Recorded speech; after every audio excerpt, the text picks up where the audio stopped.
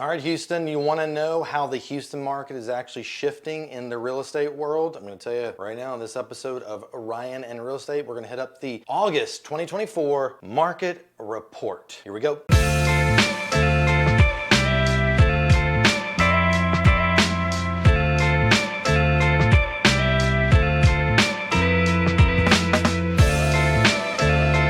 All right, welcome back. And on this episode of Ryan Real Estate, we are doing the August 2024 market report. I'm gonna jump through some numbers, give you some great tools, data for you to understand this market and where it's at. It's been crazy, but it looks like we are going to be doing good. I also have some great news to tell you, which I'll tell you there here at the end. And then I'm also gonna give you, for those of you thinking potentially about listing your home, when is the actual best time? Did you miss the window or is there still a chance? I'm gonna tell you also. All right, let's jump right into it. Looking at the inventory, we are looking July 2024 is closed out. So we're gonna look at July 2023 compared to 2024. Inventory wise, July closed out with 13,548 active listings on the market. That's up 30.1%. Lots more as it's been following year over year. Homes coming on the market are way up comparatively to years last year and even years before. How many days is it taking to sell your home? 35, which is up 12.9%.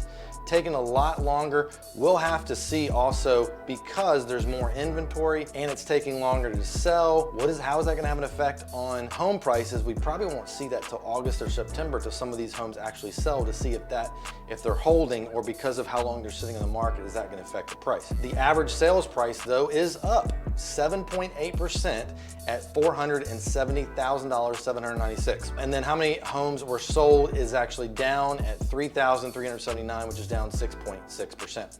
We did have Hurricane Beryl come through right in the middle of July. We probably won't see the effect that that's gonna have until the August numbers, because typically homes go under contract, take 30, 40 days to close. So we will probably see the effect of that in August, but we'll keep you posted about that. All right, other great news that I wanted to pass your way is interest rates. They are lower than they have been in over a year. In fact, if you look at this slide, they are down almost 1 full percent since May. So if you bought a home in May, you may want to think about refining. Maybe you want to wait a little bit, but you want to talk to your lender about when is the first opportunity you have to do that. Another thing to think about when it comes to interest rates is, when interest rates lower, how's the effect on buyer demand?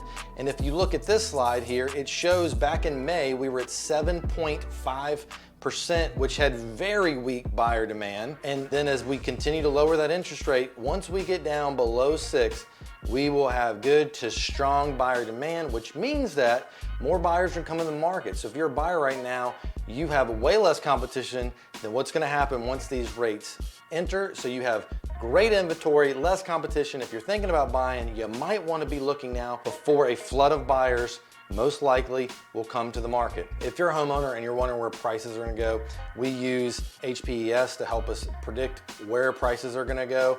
And that is 9 different analyses that were done, and kind of the summary of all of those. If you look at this slide over the course of 5 years, it's basically averaging every year 3.5 to 4.5% increase in your home's value. So according to this analysis, you're looking good. So if you're a buyer, again, look, you're talking about potentially 15% increase in home prices over the next 5 years. You have a chance to lock in now on a good price before those rates drop and bring a ton more buyers, which I'm guessing this is one of the reasons they're predicting prices will continue to rise, as they have done year over year. Now, lastly, I want to give you, as a homeowner, when is the best month to list your home, counting the fact that it usually takes 30, 45 days to close on it.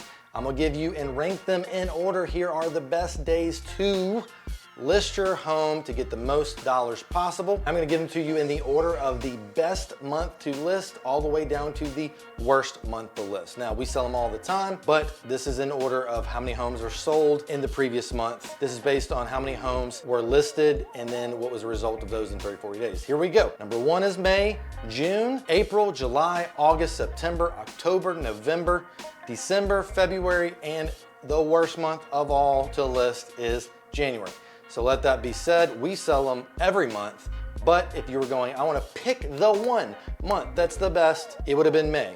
But maybe you think about selling in June, April, July, and you missed it. Well, Next up is August, September, and October, which is right in the middle of the pack. So if you're thinking about selling, you still have a great opportunity to get the top tier of the best months to sell. There you have it. There's your Houston market report. If you have any questions, put them in the DM. If you haven't checked us out on our social media channels, on Instagram, we're at The Adams Group TX. You can also find us on Facebook, TikTok, LinkedIn, all of it.